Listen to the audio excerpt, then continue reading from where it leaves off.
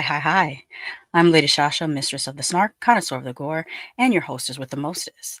We got a little monster movie coming out. When I mean little monster movie, I mean like literally little monsters. Doc says, "Yes, I love little monsters and giant monsters. Yes, I know." So let's get into this little monster thing here from Bloody Disgusting, written by John Squires. Headline reads Goblin. Kenneth Branagh voicing the green creature in A24's raunchy little monster movie. Described as Ted meets E.T., David Mickelson's raunchy comedy Goblin is being brought to life over at A24, and Deadline reports some rather surprising casting news today.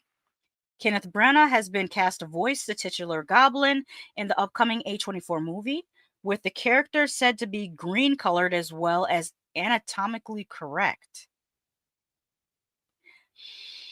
Skylar Gisondo from Superman is also in talks to play the Goblin's human best friend. The mysterious project sounds a bit like films including A Gnome Named Norm and more recently Frankie Frico, though it's important to note that it's not billed as a horror movie. Deadline details after Mickelson hatched the idea to make an outrageous buddy comedy about a goblin using a practical puppet and operating outside the Hollywood system. His script quickly got him a rep team. While others might have eyed the raunchy comedy as a writing sample or planned to wait to see the micro-budget version, Mickelson has been directing in Kentucky. A24 jumped all over it.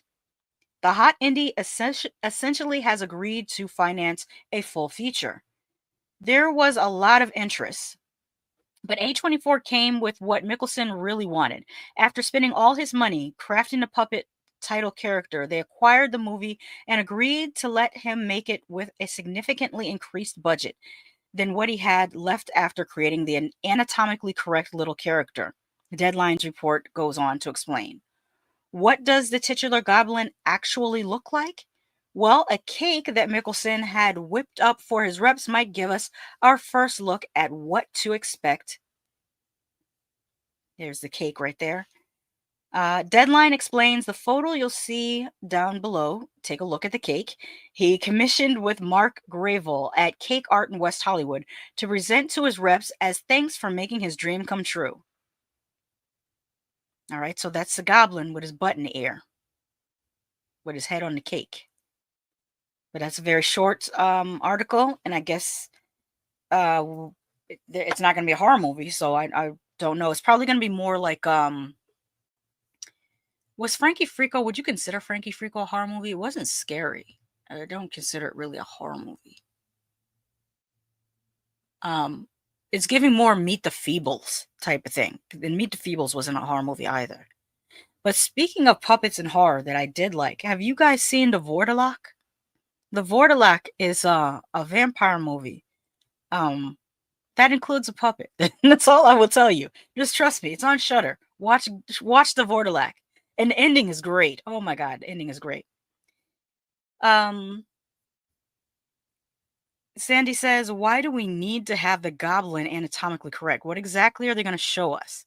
Well, I'm thinking that it's going to be a very rated R raunchy comedy type of thing, so they're probably going to do a dick gag. That's my first thought. It's a dick gag. BC says Mac and Me vibes. CJ says, yeah, that's one's probably not for me. Spelled Vordelak? Yes, you spelled it just like that. Vordelak. Or is it Vardelak? Let me double check. I think that's the correct spelling, but let me just double check. It's missing a U. I will show you the picture here. Here it is. It's with a U. The Vordelak. But it's on Shudder right now that I know of.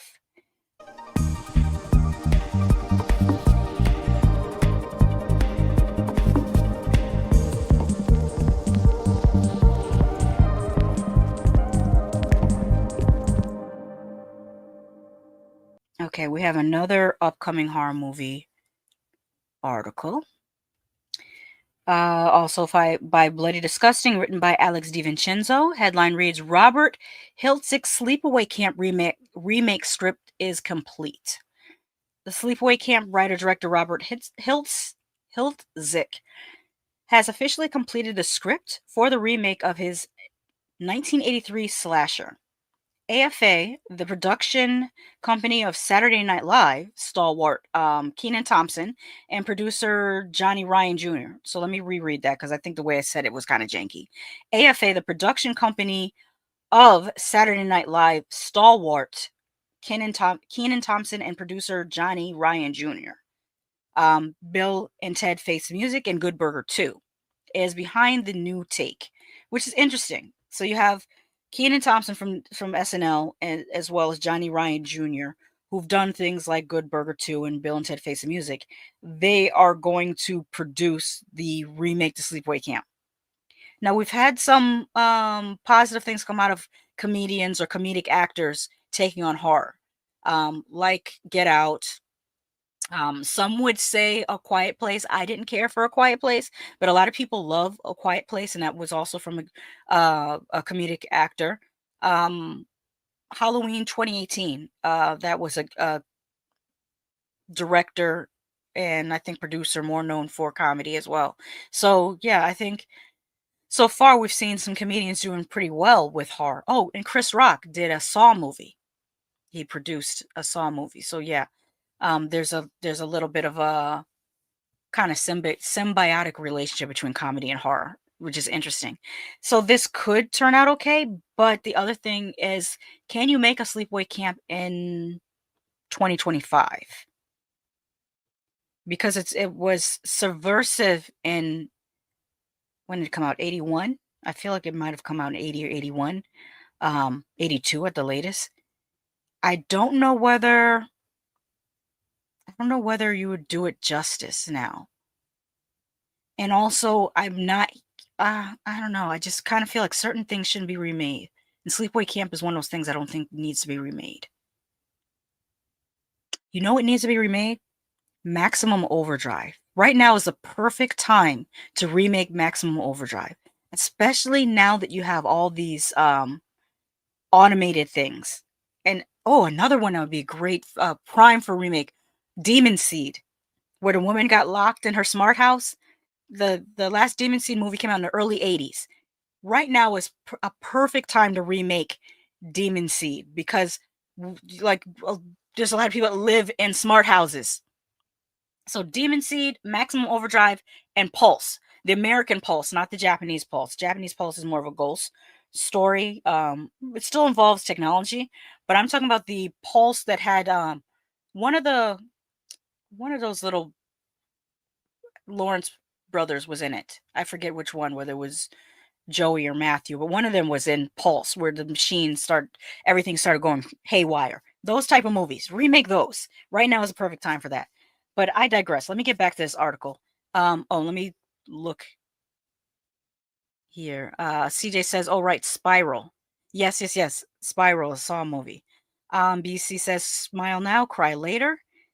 Kiki says, "Nope. The OG is yes. I love the original Sleepaway Camp."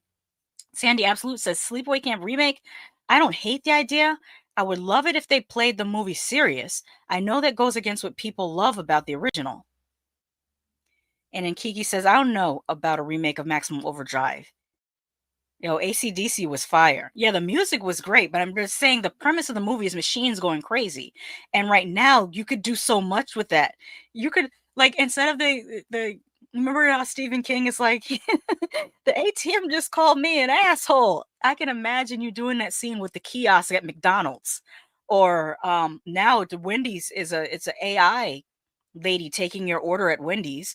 You have self-driving taxis around here, around the tourist area of Orlando. We have self-driving taxis.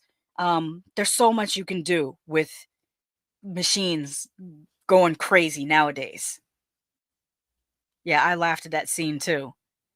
BC says, the only thing smart about my house is that the front door locks itself. But I think it's because the doorknob I replaced was cheap, non-electrical and malfunctions. Ah. But yeah, you could totally do that. Let me see what else they're saying here. Attention campers, our script has arrived. Please meet us at the waterfront after the social for a table read. AFA shared on Instagram, referencing an iconic line from the cult classic. Casting notices coming soon. Hilsick will return to the director's chair for the film, which promises to stay true to the original story while adding in new twists. Robinson Velasco, Monica Weber, Corey Litwin, and Boris Schwartz will executive produce. Range Select is handling sales. I'm both thrilled and humbled to be working with AFA on the reimagined Sleepaway Camp, Hilsick previously said.